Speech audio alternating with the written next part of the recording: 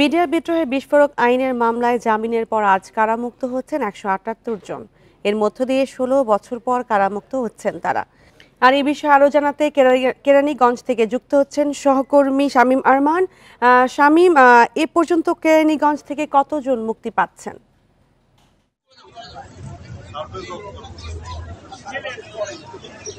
আমি আগেই বলেছি যে বিডিআর ঘটনায় কেন্দ্রীয় কারাগার মুক্তি পেতে যাচ্ছে। তার মধ্যে কেন্দ্রীয় কারাগার কেরানীগঞ্জ থেকে কিন্তু ৪১ জন আজকে মুক্তি পাবে এবং সেই মুক্তির আনন্দ ভাগাভাগি করতে ইতিমধ্যে কিন্তু বিভিন্ন জেলা থেকে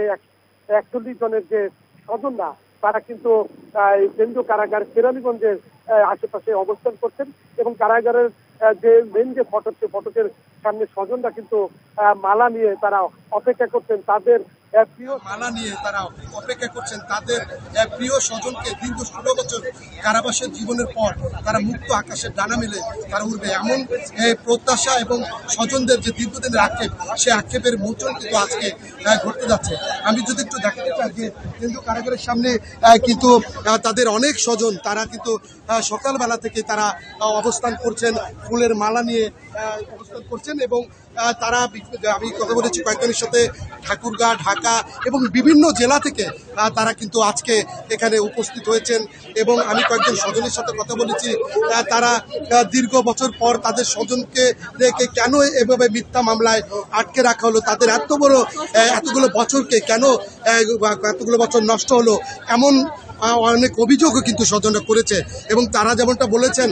যে কারাবাসের জীবন কত কষ্টের, সে মিথ্যা জীবনে যদি কেউ কারাবাস করে তাহলে সেটা আরো কত কষ্টের হতে পারে সেটা কিন্তু তারা আমাকে জানিয়েছেন। এবং ঢাকা কেন্দ্রীয় কারাগারের সামনে আর কিছু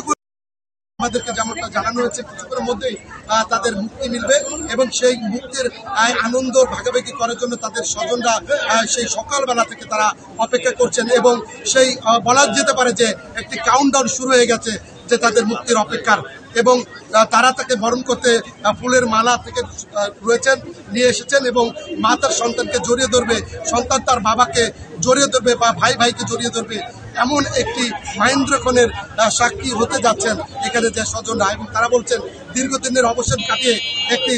সুখের দিন তাদের আজকের জন্য অপেক্ষা করছে এবং এই জীবন যাতে ভবিষ্যতে কারো জীবনের মিথ্যা মামলা তাদেরকে আটকে থাকতে না হয় এবং কারাবাস করতে না হয়। সবার জন্য শুভকামনা রইল এবং কেরানীগঞ্জ কারাগার থেকে যুক্ত হয়েছিলেন সহকর্মী শামীম আরমান।